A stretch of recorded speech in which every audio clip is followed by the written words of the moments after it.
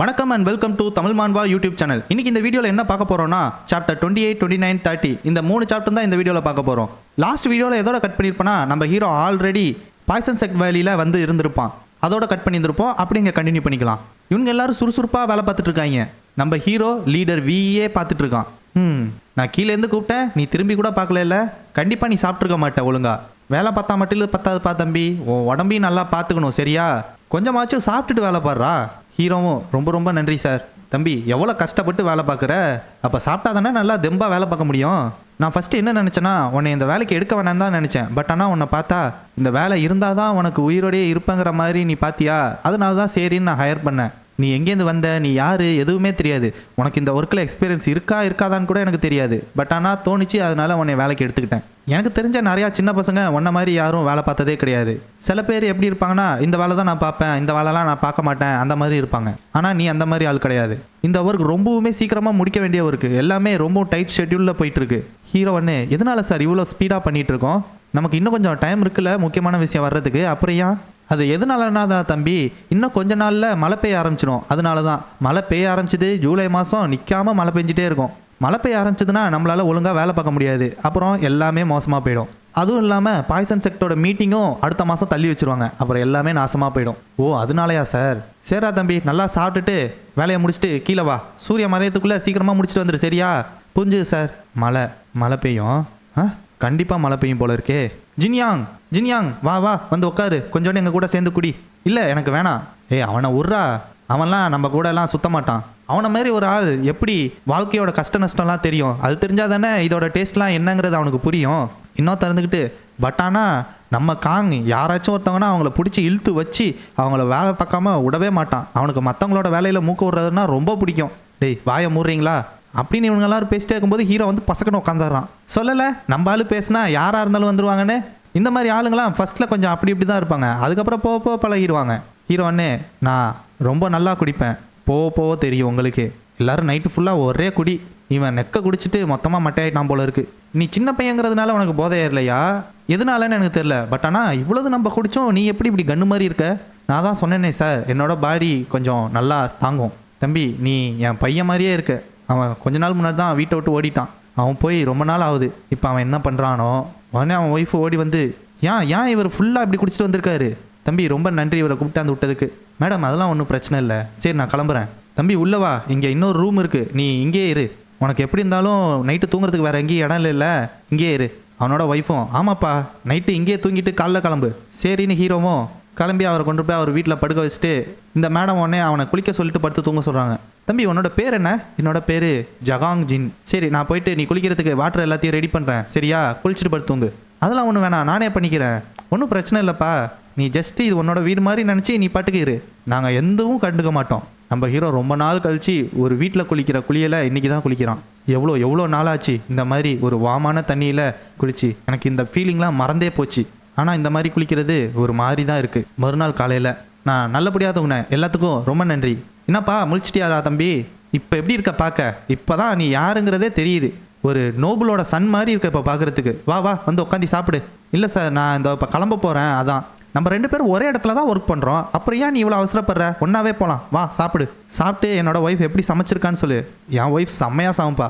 காலையிலேருந்து இது நம்மளுக்காக தான் ரெடி பண்ணான். வா உட்காந்து சாப்பிடு சரின்னு சொல்லிட்டு ஹீரோவை எடுத்து வச்சு சாப்பிட்டுட்டு இருக்கான். அவனே எப்படி இருந்தது? சூப்பராக இருந்ததுல சார்? இது ரொம்பவுமே சூப்பராக இருக்குது. ஆமாப்பா என் பையனோட ரொம்ப ஃபேவரட்டான டிஷ்ஷும் அதான். எப்போயுமே இதை சாப்பிடும்போது அதை பற்றி தான் பேசிகிட்டு இருப்பான். சார் நீங்கள் என்கிட்ட அவன் வீட்டை விட்டு ஓடி போயிட்டான்னு தானே சொன்னீங்க? தம்பி உண்மையை சொல்லணுன்னா என் பையன் 5 வருஷத்துக்கு முன்னாடியே ஒரு நோயினால் இறந்து போயிட்டான். அதுக்கப்புறமேலுக்கு இந்த வீட்டில் யாரும் அவ்வளோவா பேசுகிறதே இல்லை. அதனால வீடே அப்படியே எம்டியான மாதிரி இருந்தது. ரொம்ப நாள் கழித்து என் ஒய்ஃப் ரொம்பவும் சந்தோஷமாக சாப்பாடு ரெடி பண்ணது இன்றைக்கி தான். அது பார்க்கும்போது அவனோட இறந்து போன பையனே திரும்ப வந்து உட்காந்து சாப்பிட்ற மாதிரி அவளுக்கு இருந்திருக்கும் போல இருக்குது. அதனால தான் இவ்வளோ ஆர்வமாக எல்லாமே ரெடி பண்ணியிருக்கா. நீ எதனால் இந்த மாதிரி ஒரு வேலை பார்க்குறேன்னு எனக்கு தெரில. பட் ஆனால் நீ எவ்வளோ நாள் வேணால் இங்கே நீ இருக்கலாம். ஏன்னா எல்லாருக்குமே ஒவ்வொரு பேக்ரவுண்ட் ஸ்டோரி இருக்கும். நம்ம ஹீரோ அதை சாப்பிடும்போதெல்லாம் அவனோட பாஸ்ட்டும் அவங்க அம்மா ஞாபகம் வருது. அவன் நல்லா சாப்பிட்டது, நல்லா வளர்ந்தது, நல்ல வீட்டில் இருந்தது, நல்ல ட்ரெஸ் போட்டது, ஃபேமிலியாக இருந்தது எல்லாமே ஞாபகம் வருது. அவன் எடுத்து வைக்கிற ஒவ்வொரு வாயும் அவன் சின்ன பிள்ளையில் சாப்பிட்டது தான் ஞாபகம் வருது. ஆனால் இப்போ அது எதுவுமே இல்லை. ஆனால் என்னை மன்னிச்சிருங்க சார், எனக்கும் ஒரு சம்பவம் இருக்குது. இது மாதிரி ஒரு நல்ல சாப்பாடு சாப்பிட்டேன்னா என்னோட பழைய விஷயத்தை தான் அதுவும் ஞாபகம் விட்டுது. அமைதி சந்தோஷங்கிறது என்ன மாதிரி ஒரு ஆளுக்கு பொருந்தாத ஒன்று. ஓ அப்படியா? உனக்கு உன்னோட சரௌண்டிங் அந்த மாதிரி இருந்திருக்கு. என்னப்பா தம்பி பண்ணுறது? நான் ஒவ்வொரு தடவை கண்ணை மூடும் போதும் 100 ஃப்ளவர் வேலி செக்ட் என் கண்ணு முன்னாடி வருது. நான் ஒவ்வொரு தடவை காதை மூடும் போதும் அவங்க பேசுகிறதெல்லாம் என் காதில் கேட்குது.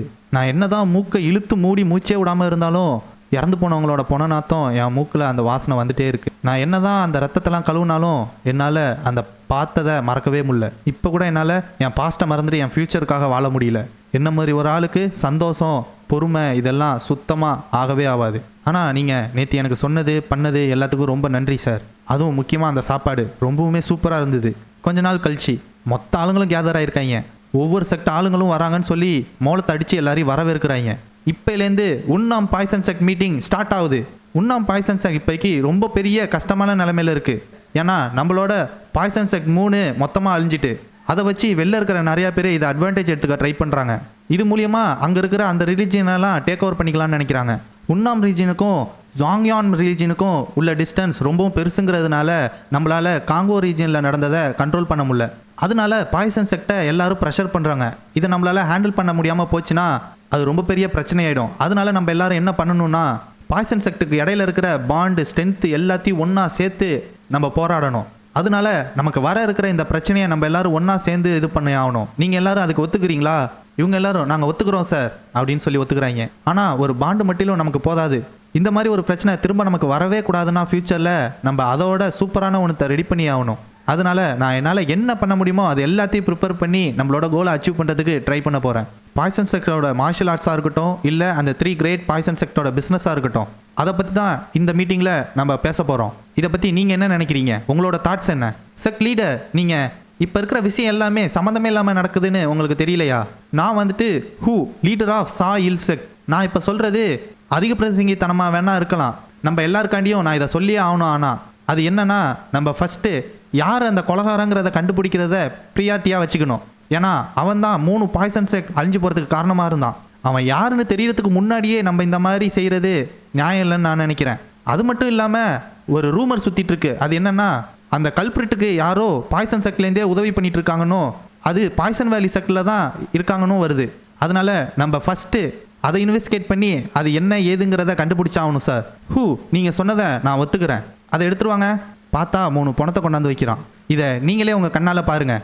இது எல்லாமே அந்த இறந்து போன 3 பாய்சன் செக்டோட லீடரோட அது 3 பேரில் ஒரு ஆள் யாருன்னா என்னோட ரைட் ஹேண்ட் மேன். உங்களால் எந்த அளவுக்கு இன்வெஸ்டிகேஷன் பண்ண முடியுமோ அந்த அளவுக்கு பண்ணுங்கள். உங்களோட சஸ்பிஷியன் எங்களோட பாய்சன் வேலி செக்ட்லேருந்து போகிற அளவுக்கு உங்களுக்கு பிடிச்ச அளவுக்கு நீங்கள் மொத்தமாக இன்வெஸ்டிகேட் பண்ணுங்கள். பட் ஆனால் உங்களுக்கு அப்பயும் என் மேலே சந்தேகமாக இருந்ததுன்னா மொத்த ரெஸ்பான்சிபிலிட்டியும் நான் எடுத்துக்கிறேன். அது மட்டும் இல்லாமல் உங்கள் கண்ணு முன்னாடியே நான் பாய்சன் எடுத்துகிட்டு உங்கள் முன்னாடியே உயிரை எடுத்துக்கிறேன்.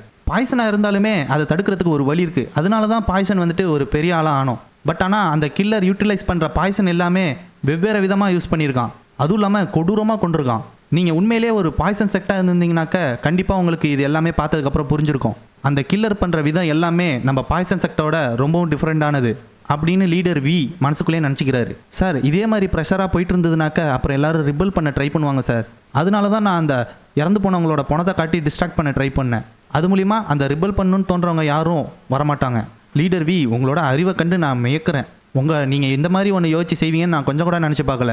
லீடர் வி ஒன்று இருந்துக்கிட்டு, ஆமாம் ரூமர்ஸ் இந்த மாதிரி சுற்றிட்டு இருக்கும்போது அவங்க எது கேட்குறாங்களோ அதை நம்ம காட்டினா தானே நம்ம அதுலேருந்து தப்பிக்க முடியும். இப்போ நான் இதை காட்டினதுனால நான் கேட்ட ரெக்வஸ்ட் அவங்க யாராலையும் மறுக்கவே முடியாதுல்ல. நீங்கள் நல்லாவே நடிச்சிங்க எல்லோரும் முன்னாடியும். பார்த்தா இந்த 2 கேல்ட்டு பயல்களும் பிளான் போட்டு தான் இது எல்லாத்தையும் பண்ணிகிட்ருக்காங்க. அதாவது கொலை பண்ணுறது இல்லை, பட் ஆனால் அந்த 3 செக்டோட பிஸ்னஸ் அப்புறம் அவங்களோட மார்ஷல் ஆர்ட்ஸ் அது எல்லாத்தையும் எடுத்துக்கிறதுல. உடனே இந்த பையன் இருந்துக்கிட்டு, அப்போது ஆமாம் நான் சொன்ன மாதிரியே ஷேடோ செக்டோட பிஸ்னஸ்ஸு உங்களுக்கு தான் வந்து சேரும். ரொம்ப ரொம்ப நன்றி சார். லீடர் வி, இது வேணால் சம்மந்தமே இல்லாத கொஸ்டினாக இருக்கலாம். எதனால நீங்கள் இன்னும் முரியம் அலைன்ஸோட ஸ்ட்ரென்த்தை கடன் வாங்காமல் இருக்கீங்க? எதனாலனா அந்த காங்கோ பயலோட மூமெண்ட்ஸ்லாம் கொஞ்ச நாளாக சம்மந்தமே இல்லாமல் இருக்குது. இந்த மாதிரி நேரத்தில் முரியம் அலைன்ஸோட ஸ்ட்ரென்த்தை கடன் வாங்குறது ஒரு ஓனாய் தலையில் கொண்டு போய் தலையை தானாகவே விடுறதுக்கு சமம். அப்போது லீடர் வி, நீங்கள் ஏன் வந்துட்டு சின்சான் ரீஜியனில் போயிட்டு ஹெல்ப் கேட்கக்கூடாது? அவங்க உண்ணாம் ரீஜனோட ரிலேஷன்ஷிப் வச்சுக்கிறதுக்கு ரொம்பவுமே ஆசைப்படுவாங்க. செக் லீடர் சின்சான் ரீஜன் நான் சொன்னீங்க, அவங்களுக்கு ஏதோ ஒரு விஷயம் தெரிஞ்சிருக்குன்னு மட்டும் தெரியுது. அப்படி பண்ணோன்னா ஓனாயோட வாயில் தலையை விடக்கூடாதுன்னு சிங்கத்தோட வாயில் தலையை விட்ட கதையாயிடும். பார்த்தா இந்த சைடு சைக்கோ பார்த்து மாங்க அங்கிட்டு இங்கிட்டுமா தெரிஞ்சிட்டு இருக்கான். ஏதோ ஒன்று சரியில்லை. நீ இந்த மாதிரியான ஒரு சுச்சுவேஷனுக்காக தானே வெயிட் பண்ணிட்டு இருந்த. அப்படியா நீ இன்னும் எதுவுமே செய்யாமல் இருக்க? என்ன இந்த டைல் மட்டிலும் மூன் லைட்டில் அப்படியே ஜொலிக்குது? இது எனக்கு கொஞ்சம் சந்தேகமாகவே இருக்குது அப்படின்னு இந்த பைத்தியக்கார பையன் அதை போட்டு நக்கிட்டு இருக்கான். நினச்சேன் கண்டிப்பாக இது நீ தான், எனக்கு தெரியும். இது அந்த பாம்போட சோல் வெனம் தானே? அப்போ அந்த ஷேடோ செக்டேருந்து திருடின அந்த வெனாமை இந்த ரூஃப் ஃபுல்லாக தடரிக்கியா? இப்போ புரியுது நீ என்ன ட்ரை பண்ணுறேன்னு. இந்த வெனமை வச்சு மழை பெய்ய வைக்க ட்ரை பண்ணுற. இந்த பிளான் ஒர்க் அவுட் ஆகலாம், ஆகாமலே போகலாம். ஒரு கத்தி மேலே தான் நடக்கிறது தான். பட் ஆனால் என்ன பண்ணுறது, காற்று உன் பக்கம் வீசுது. ஆனால் எப்பயுமே நீ நினைக்கிற மாதிரியே எதுவும் நடக்காது. நான் உனக்காக இன்னும் சூப்பரான ஒரு சுச்சுவேஷனை ரெடி பண்ணி தரேன். அந்த சுச்சுவேஷனில் உன் மூஞ்சி மாறும். அதை பார்க்க என் ஹார்ட்டு இப்போலேருந்தே துடிக்க ஆரம்பிச்சிட்டு. எல்லாரும் ரெடியாக இருங்க. அவங்களோட பிளானை வச்சு நம்மளை எதுவும் பண்ண முடியாது. நம்ம கரெக்டான நேரத்துக்காக தான் வெயிட் பண்ணிகிட்டு இருக்கோம். இன்னும் கொஞ்ச நேரம் தான் இருக்குது பாய்சன் செக்ட் யூனியன் மீட்டிங் முடிகிறதுக்கு. இந்த மாதிரி ஒரு சமயம் எனக்கு திரும்ப கிடைக்கும்னு என்னால் கண்டிப்பாக சொல்ல முடியாது. ஒரு சின்னோண்டு ஆப்பர்ச்சுனிட்டி கிடைச்சா கூட அந்த இடத்துல நான் ஆக்ஷன் எடுத்தே ஆகணும். பிரசிடென்ட் சொன்ன மாதிரி இந்த மைனிங் பிஸ்னஸ் வந்துட்டு பீரிம் வேலி செக்ட்டுக்கு போகுது. இங்கே இருந்துட்டு இவங்க எல்லாரும் பிஸ்னஸை பிரிக்க ஆரம்பிச்சிட்டாங்க. டேய் எதுக்குடா இப்போ சம்மந்தமே இல்லாமல் பிரசிடெண்ட்டை பற்றி பேசிகிட்டு இருக்கீங்க? இவனுங்க எல்லாரும் டென்ஷன் ஆகி கத்திட்டு இருக்காங்க. இவனுங்க எல்லாரும் மாற்றி இந்த பிஸ்னஸ் யாருக்கு போகுது, எந்த பிஸ்னஸ் யாருக்கு இருக்கணுங்கிறத பற்றி கத்திட்டு இருக்காங்க. ஆனால் லீடர் வி போட்ட பிளான் வேறு லெவலு. ஏன்னா எப்படி இருந்தாலும் இவங்க எல்லாரும் பாய்சன் வேலி செக்ட்டுக்கு கீழே தான் வந்தாகணும். அதனால இதில் போய் இவன் வந்துட்டு பேசுறது ஒன்றுத்துக்கு பிரோஜனம் இல்லாதது. செக்ட் லீடர் மெசேஜர் பிஜன் மூலியமாக இந்த லெட்டர் வந்தது. அந்த லெட்டரை பார்த்தோன்னே லீடர் வி ஷாக் ஆயிடுறான். இது அந்த சைக்கோபாத்து மாங்கு பயலோட பிளேகில் இதை வச்சு கொடுக்குறானாக்க கண்டிப்பாக முரியம் அலைன்ஸோட அத்தாரிட்டி படி கொடுக்குறான்னு தான் அர்த்தம். என்னால் அந்த மாங்கு பயலை நம்ப முடியாது தான். ஆனால் அவன் நினச்ச மாதிரிக்கெல்லாம் இந்த பிளேகை அவனோட ப்ரைவேட் யூஸ்க்கு யூஸ் பண்ண முடியாது. அவன் இந்த லெட்டரோட இந்த பிளேகையும் அனுப்பியிருக்கானாக்க கண்டிப்பாக ஏதோ ஒரு விஷயம் இருக்குன்னு அதை திறந்து பார்த்தா மறுபடி சாக்காகிறான். ஏய் நீ தான் எங்கே போறியோ அங்கேயே நில்லு. ஹீரோ திரும்பி பார்த்தா ஒரு 4-5 கார்டு இருந்துட்டு நம்ம ஹீரோவை நிப்பாட்ட சொல்லிட்டு இருக்காங்க. அந்த லெட்டரில் என்ன போட்டிருக்குன்னா, அந்த வில்லன் உங்களோட மீட்டிங் பண்ணுற ஏரியாவில் தான் எங்கேயோ சுற்றிட்டு இருக்கான்னு போட்டிருக்கு. டேய் தம்பி, நான் சொன்னதை காதில் வாங்கலையா நீ? இந்த மாதிரி ஒரு இடத்துல நீ என்ன பண்ணுறேன்னு கேட்டுட்ருக்கேன். ஹீரோன்னு, சார் நான் இந்த கன்ஸ்ட்ரக்ஷன் ஒர்க்கில் ஒர்க் பண்ணிகிட்ருக்கேன்.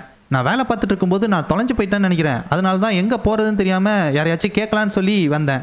பாய்சன் வேலி செக்ட் லீடர் என்ன சொல்லியிருக்காருன்னா, இங்கே இருக்கிற ஒவ்வொரு ஆளையும் மீட்டிங் பிளேஸில் வந்து அசம்பிள் ஆக சொல்லியிருக்காரு. எல்லாரும் வந்து அங்கே நின்றுட்டுருக்காங்க. அங்கே வேலை பார்த்தா அங்கே இருக்கிற மொத்த ஆளையும் குவிச்சிட்டாங்க. எல்லாரும் அமைதியாக இருங்க. இன்னும் கொஞ்சம் நேரத்தில் இந்த ஈவெண்ட் சீக்கிரமாக முடிஞ்சிடும். நீங்கள் எல்லோரும் கரெக்டாக கோஆப்ரேட் பண்ணுங்கள். எதுக்காக அவங்க எல்லாரும் இங்கே கூப்பிட்ருக்காங்கன்னா, பாய்சன் செக்ட் லீடர் உங்கள் எல்லாரையும் கங்க்ராச்சுலேட் பண்ணுமா நீங்கள் பண்ணதுக்காக.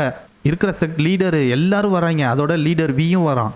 உங்கள் எல்லாரையும் நான் வந்துட்டு என் கையாலேயே கங்க்ராச்சுலேட் பண்ணணுன்னு ஆசைப்பட்றேன். அதனால ஒவ்வொருத்தராக வாங்க. என்ன சொல்லிட்டு இருக்காரு இவர்? இந்த மாதிரி எதுவுமே முன்னாடி நடந்ததே கிடையாது. தம்பி என்ன மதம் நின்றுட்டுருக்க? போ முன்னாடி போ. எனக்கு தெரிஞ்சு இவங்க எல்லாரையும் எதுக்கு கூப்பிட்றானா, நொண்டி நடக்கிறானான்னு பார்க்குறதுக்காகன்னு நினைக்கிறேன். பயப்பட இங்கே எதுவுமே கிடையாதுப்பா தம்பி, வா. இந்தா அந்த சரக்கு எடுத்து குடிச்சிட்டு எப்படி இருக்கு, நல்லா இருக்கா? ஓ இது சூப்பராக இருக்குது. சரி அடுத்த ஆள் வாங்க. ஹீரோக்கு புரிஞ்சு போச்சு இந்த சுச்சுவேஷன் சம்மந்தமே இல்லாத இதாக இருக்குது. இதில் ஏதோ ஒரு விஷயம் பின்னாடி ஒளிஞ்சிருக்கு. ஹீரோ புரிஞ்சுக்கிறான். சரி லீடர் வீக்கும் நம்ம இருக்கிற இடத்துக்கும் எப்படி 30 ஸ்டெப்பாச்சும் எடுத்து வச்சாகணும். அதுக்குள்ளே யார் நொண்டி நடக்கிறாங்களோ அவங்கள வச்சு கண்டுபிடிச்சிடலான்னு தான் இந்த பிளானை போட்டிருக்கான். இது மூலியமாக யாரோட கால் ஒழுங்கா இல்லை, யார் நொண்டி நடக்கிறாங்கிறத ஈஸியாக கண்டுபிடிக்கலாம். நான் நல்லாவே இந்த ட்ராப்பில் மாட்டிக்கிட்டேன்.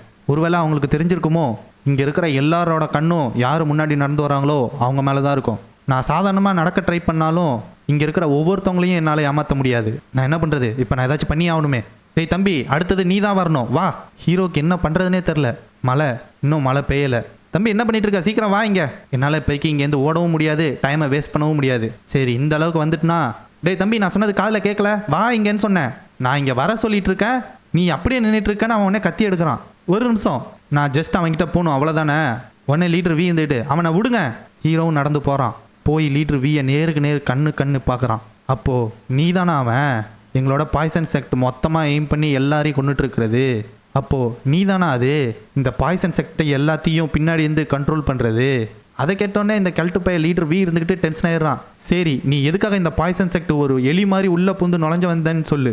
ஹீரோ அண்ணே வேற எதுக்கு, உங்கள் எல்லாரையும் கொல்லதான், உன்னையும் சேர்த்து. அதை கேட்டு லீடர் வி அவரை சுற்றி இருந்த எல்லா செக்ட் லீடர் எல்லாரும் சம காண்டாயிடுறாங்க. இவன் உடனே கக்க பக்கன்னு சிரிக்க ஆரம்பிச்சிடறான். எல்லாரும் கேட்டிங்களா இவன் என்ன சொன்னான்னு கேட்டிங்களா? இவன் நம்ம எல்லாரையும் கொல்ல போகிறானா. அப்போ சரி நீ ஏன் எங்களை கொல்ல ட்ரை பண்ணக்கூடாது அப்படின்னு சொன்னோடனே கத்தி எடுத்த வாரத்துக்கு சடனாக யாரோ இவனை வெட்டுறாங்க. Just miss. ஹீரோ எப்படியோ தப்பிச்சிட்டான். டேய் தம்பி என்ன எங்கள் கையெல்லாம் பூ பறிச்சுட்டு இருக்குன்னு நினச்சியா? நீ செக்ட் லீடரை கொல்ற வரையும் எல்லாரும் ஒரு நிமிஷம் இருங்க. அவன் என்ன பண்ணுறாங்கிறத முதல்ல நம்ம எல்லாரும் பார்ப்போம். சாவுடா. அவங்க அடிக்கிறது எல்லாத்தையும் மாற்றி தடுக்கிறான் ஹீரோ. எப்படியோ அப்படியே அங்கிட்டு இங்கிட்டுமா 2 நீடில் போட்டு அவங்களுக்கு சோழியும் முடிச்சு விட்றான். அவனை அடிக்க வந்ததில் 2 பேருக்கு சோலி முடிஞ்சுது. 3வது ஆளுக்கும் சோலி முடிஞ்சுது. முதுகுலே ஒரே குத்து. அவன்கிட்ட போகிறவங்க எல்லாரும் பட்டுன்னு செத்துட்டு இருக்காங்க. இவங்க அதை பார்த்து பயந்துடுறாங்க. இந்த இவன் உடனே அந்த ஹூப்பை இருந்துக்கிட்டு செக்ட் லீடர் வி, இதுக்கு மேலேயும் என்னால் சும்மா இருக்க முடியாது இது எல்லாத்தையும் பார்த்துக்கிட்டு அப்படின்னு சொல்லிட்டு கழுத்தில் போட்டிருந்த அந்த உருண்டை எடுத்து தூக்கி போட்டு மட்டார்னு அடிக்கிறான்.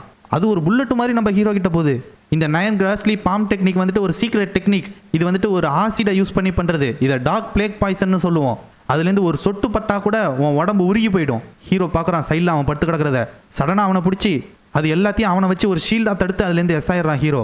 அவனை தூக்கி போட்டு இந்த ஆட்டுத்தாடிக்காரங்கிட்ட வந்து, தம்பி உன் பருப்பு இங்கே வேவாது, தூர போன்னு ஹீரோவை அடித்து பறக்க விட்டுறான். இப்போ ஓகே அப்படின்னு பார்த்தா நம்ம ஆள் பறக்கும் போதே அவன் கை 2 நீடில் இறக்கிட்டு போயிருக்கான். இது எப்போ செக்ட் லீடர் எங்களை தடுக்காதீங்க, நாங்கள் 2 பேரும் போய் அவனுக்கு ஹெல்ப் பண்ணியே ஆகணும்னு சொல்லிட்டு இவன் என்னடானாக்கா எக்ஸ்மேன் மாதிரி கையில் உள்வரிங்களாலாம் வச்சுருக்கான். நம்ப முடியல, இது உண்மையிலே நம்ப முடியல தான். இத்தனை செக்ட் லீடர்ஸ் அவனை கொல்ல போகிறாங்க, அவன் கொஞ்சம் கூட பயம் இல்லாமல் நிற்கிறான். பரவாயில்ல, நீ ஒன்றும் அவ்வளோ மோசம் கிடையாது. ஆனால் அந்த மோசமான கொலகாரன் எவ்வளோ ஸ்கில்லான ஆளுன்னு நான் ஒரு எக்ஸ்பெக்டேஷன் வச்சுருந்தேன். அந்த அளவுக்கு நீ கிடையாது. பார்த்தா இவனுங்க எல்லாரும் ஹீரோவை பிடிச்சிட்டாங்க. உண்மையை சொல்லு, யார் நீ, எதுக்காக இதெல்லாம் பண்ணுற? ஓகே காய்ஸ், இதோட சாப்டர் 28, 29, 30 முடிஞ்சுது. அடுத்த வீடியோவில் நம்ம அப்படியே கண்டினியூ பண்ணி போகலாம். இந்த வீடியோ பிடிச்சிருந்ததுன்னா மறக்காமல் லைக் பண்ணுங்கள், ஷேர் பண்ணுங்கள், புதுசாக வந்திருந்தால் சப்ஸ்கிரைப் பண்ணுங்கள். ஏதாச்சும் சொல்லணும்னு நினச்சிங்கன்னா கமெண்ட் செக்ஷனில் சொல்லுங்கள். Okay guys, Tata, bye bye.